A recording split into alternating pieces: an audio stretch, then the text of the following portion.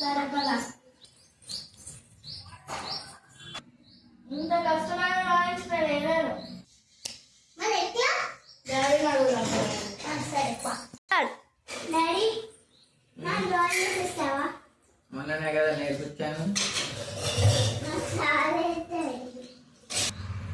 సరే ఇంకా ఈజీగా నేర్పిస్తాను. దానికి నీకు నా తక్కువ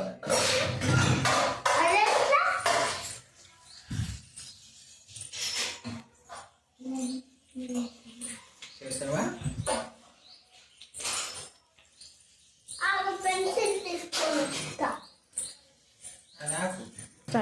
ఫర్ ఎగ్జాంపుల్ ఈ డాక్ బొమ్మ వేయాలనుకున్నా అంటే ఇట్లా పేపర్ని దీనికి పెట్టి ఇట్లా క్లిప్ పెట్టాలి. క్లిప్ తీసుకొని నువ్వు ఆల్రెడీ చేసావుగా, మనం నేర్పించేదానికి ఈ వీడియో చేస్తున్నాం. ఈ క్లిప్ని ఇట్లా పెట్టి ఇలా పెడితే డాక్ బొమ్మ కనబడుతుంది.